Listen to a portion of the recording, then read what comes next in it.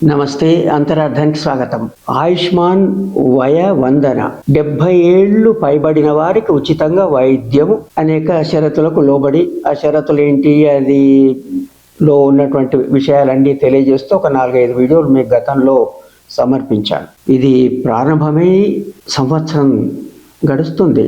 29 October 2024 అంటే మరి ఇది అక్టోబరు చివరికి వచ్చేసినాం. అయితే ఎంతమందికి లబ్ధి చేకూరింది, ఎందరికి లబ్ధి చేకూరాలని ఆశించారు? 4.5 కోట్ల కుటుంబాలు, 6 కోట్ల మంది 70 ఏళ్ళు పైబడిన వాళ్ళకి ఇది లాభం చేకూరాలని. అది వస్తూనే సీనియర్ సిటిజన్స్కి ఎంతో ఆనందం కలిగింది. ఎందుకంటే వైద్యాని కోసం వెళ్ళినప్పుడు వారి ఆర్థిక స్థితిగతులు కానీ మరొకటి కానీ దేంతో సంబంధం లేకుండా అందరూ అర్హులే అని చెప్పడం వల్ల లబ్ధి చేకూరుతుందేమో అని అనుకున్నారు. అయితే షరతులు ఏంటి, ఎంతమందికి ఏ పద్ధతిలో లభిస్తుంది, ఎంపానల్డ్ ఆసుపత్రి ఏంటి, ఇవన్నీ మీకు గతంలో చెప్పాను. అయితే ఈ వీడియోలో మీకు సమర్పిస్తున్న నేపథ్యంలో అనేకులు ఆవేదన వ్యక్తం చేశారు.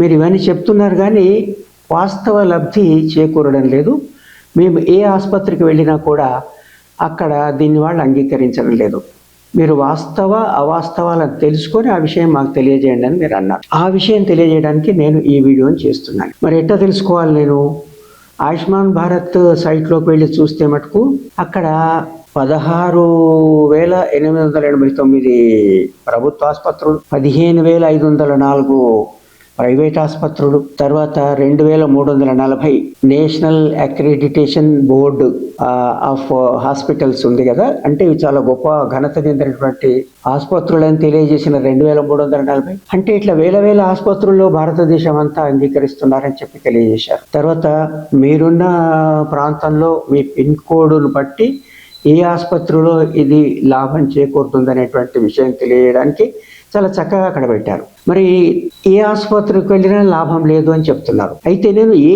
ఆసుపత్రులు ఉన్నాయి అనేది వివరాల్లోకి వెళ్తే జిల్లాల వారీగా కూడా చూడొచ్చు, లేదా వాళ్ళు అన్నట్టు పిన్ కోడ్ ద్వారా కూడా చూడొచ్చు. మీరు కూడా చూడొచ్చు మీ ప్రాంతంలో ఏ ఆసుపత్రి దీని కిందకు వస్తున్నాయి. ఇంత పెద్ద మొత్తంలో ఉంటే మరి తెలుగు రాష్ట్రాల్లో నేను ముందు తెలంగాణలో ఒక ఆసుపత్రి, ప్రైవేటు ఆసుపత్రి, బాగా పేరున్న ఆసుపత్రి, అక్కడ వాళ్ళని అడిగితే మేము దాన్ని అమలు చేయడం లేదు, ఇంకా నియమాలు నిబంధనలు వగైరా లేదా ప్రభుత్వ నిర్ణయాలు జరిగినట్టు మాకు తెలియదు, మేము దాన్ని అమలు చేయడం లేదన్నారు. అయితే వేరే ఆసుపత్రుల్లో ఎట్లా ఉంటుంది మరి తెలంగాణలో అని అడిగితే తెలంగాణలో ఏ ఆసుపత్రిలో కూడా లేదని మాకు ఖచ్చితంగా తెలుసు, కాబట్టి అది ఎక్కడ అమలు చేయడం లేదు, అంటే తెలంగాణలో చేయడం లేదని అన్నారు. అనేక ఆసుపత్రులు జాబితాలో అయితే తెలంగాణలో ఉన్నాయి. మరి ఎక్కడైనా ఎవరికైనా లబ్ధి చేకూరిస్తే దయచేసి కామెంట్ బాక్స్లో ఇది అవాస్తవం, మాకు లాభం చేకూరిందని రాయండి. మరి ఆంధ్రప్రదేశ్లో ఒక జిల్లా, కృష్ణా జిల్లా, ఆ కృష్ణా జిల్లాలో 1-2 ఆసుపత్రుల్లో అడిగితే ఇదే సమాధానం. ఒక ఆసుపత్రిలో అడిగితే మా సార్ని అడిగి చెప్తాము, వారు లేరు. ఇప్పుడు మనకు చికిత్స అవసరం ఉండి మనం ఆసుపత్రికి వెళ్తే ఎవరినో అడిగి చెప్తాము అంటే మొత్తం మీద సారాంశం అక్కడ వాళ్ళు అమలు చేయడం లేదు. మరో ఆసుపత్రిలో ఖచ్చితంగా ఇంకా అమలు చేయడం లేదు, ఎక్కడ అమలు చేయడం లేదు ఆంధ్రప్రదేశ్లో అనే మాట చెప్పారు. మరి 2 తెలుగు రాష్ట్రాల్లోనైనా మరి మిగతా రాష్ట్రాల సంగతి ఏంటి అని తెలుసుకునేటువంటి ఉద్దేశంతో నేను మీరు నన్ను అడిగిన నేపథ్యంలో మహారాష్ట్రలో తెలుసుకుందాం. ముంబైలో ఒక ఆసుపత్రిలో అడిగితే వాళ్ళు అది అన్నారు, ఇక్కడ లేదు అని. ఇంకో రాష్ట్రం అడిగి చూద్దాం, గుజరాత్లో అడిగితే మాత్రం ఒక ఆసుపత్రిలో ఇది మీరు అమలు చేస్తున్నారంటే చేస్తున్నామన్నారు. చాలా సంతోషం కలిగింది. ఎంతమందికి మీరు ఇప్పటిదాకా చేశారు అంటే ఇప్పటిదాకా ఎవరికి చేయలేదు. మరి ఈ రోజున ఎవరైనా వస్తే మీరు అంగీకరిస్తారా అంటే దానికి మేము ఇంకా నియమాలు అవన్నీ ఇంకా ఏర్పాటు అవ్వలేదు, మేము ప్రభుత్వానికి మద్దతు తెలియజేస్తున్నాము, ప్రభుత్వం ఏ పథకం తీసుకున్నా మేము అమలు చేస్తాం, మాకు ఇబ్బంది లేదు. ఈ మాటలన్నీ బాగానే ఉన్నాయి కానీ మరి మీరు ఏమైనా అమలు చేశారంటే చేయలేదు. అంటే గుజరాత్లో కూడా చేయలేదు, మరి మహారాష్ట్రలో చేసినట్టు లేదు, తెలంగాణ నేను అడిగిన కొన్ని ఆసుపత్రుల వాళ్ళు లేరు అని చెప్పినంత మాత్రాన మరి మిగతా వాళ్ళు చేస్తున్నారేమో అంటే అనొచ్చు కదా. కానీ ప్రభుత్వ గణాంకాలు కూడా ఎక్కువ మంది దీనివల్ల లబ్ధి చేకూరినట్టు ఎక్కడ నాకు కనిపించలేదు. మీరేమో మరి ఇన్ని వీడియోల కింద 4-5 వీడియోల కింద చూసినా కూడా ఏ ఒక్కరు కూడా దీనివల్ల లాభం చేకూరింది అన్న మాట చెప్పలేదు. అంటే ఇది అమలు జరగడం లేదు. ఎక్కడైనా జరిగినట్టు ప్రభుత్వం మొత్తం ఇంత పెద్ద దేశంలో జరుగుతుందేమో, అది మాత్రం సంతృప్తికరంగా లేదు.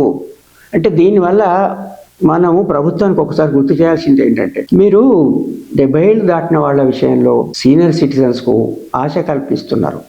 ఈ ఆశ కలిగించినప్పుడు నిజంగా మాకు ఆరోగ్యము ప్రభుత్వం అందించాల్సిన బాధ్యత అయినప్పటికీ అది లేకున్నా కనీసం ఈ ఇన్సూరెన్స్ పథకము మరో పథకం ఏదో అందిస్తున్నారనేటువంటి ఒక ఆశ, ఆ ఆశతో అందరూ ఆసుపత్రుల చుట్టూ పరిగెత్తడం. తర్వాత దీనికి ఒక కార్డు అవసరం. ఆ కార్డు కూడా ముందు అది ఎట్లా వస్తుంది ఏంటి డౌన్లోడ్ అనేది పెద్ద ఇబ్బంది ఉండేది. ఇప్పుడు మాత్రం ఈ సైట్ లో చూస్తే అది చాలా సులభంగా అయినట్టు ఇక్కడ కనిపిస్తుంది చూడండి. అది ఒక యాప్ డౌన్లోడ్ చేసుకుంటే దాన్ని ఎట్లా చేసుకోవచ్చు, లేదంటే వెబ్సైట్ ద్వారా ఎట్లా చేయవచ్చు అనేది మాత్రం చూస్తే వాళ్ళ వివరణను బట్టి చూస్తే మాత్రం అది సులభంగానే ఎవరికి వాళ్ళు డౌన్లోడ్ చేసుకునేటట్టుగా ఉన్నట్టు మాత్రం అంత మాత్రం కనిపిస్తుంది. అది వచ్చినంత మాత్రాన లబ్ధి చేకూరుస్తుందా అంటే ఎవరికి లబ్ధి చేకూరలేదు. అయితే మనం ఈ వీడియో ద్వారా ప్రభుత్వాన్ని అభ్యర్థించేది, మీరు ఇట్లాంటి పథకాలు తీసుకొచ్చేటప్పుడు ముందు ప్రకటించండి. ఎప్పటి నుంచి అమలు చేస్తారో ముందుగానే చెప్పండి. అమలు తేదీకి కావలసిన వ్యవస్థను రూపొందించుకోండి. మీరు చెప్పిన అన్ని ఆసుపత్రులు అంగీకరించేటట్టుగా చేయండి. ఏ వ్యాధులు ఎంత మేరకు లబ్ధి అనేది చాలా స్పష్టంగా అందరికీ తెలిసేటట్టుగా చేయండి. చేసిన తర్వాత అది వీలైతే ముందు దీని మీద అధ్యయనం చేయడం వీలవుతుందా లేదా అని. ఇట్లా ఏడాదైనా దాన్ని అమలు చేయకుండా ఉండి ఇబ్బందులకు గురి చేసినట్టయితే ఉన్న పరిస్థితి కంటే ఇంకా దిగజారిన పరిస్థితి అవుతుంది కదండి. వాళ్ళకున్న బాధలు, సీనియర్ సిటిజన్స్ వైద్య సౌకర్యం అందుబాటులో లేదు, అనేక ఇబ్బందులకు గురవుతున్నారు. దీనివల్ల ప్రయోజనమని ఆశ కలిగించది వల్ల ఆశ కలిగించది ఇవ్వకపోవడం మూలాన మరింత కష్టాన్ని కలిగించినట్టు కాగా ఇది మంచిదేనా ప్రభుత్వానికి?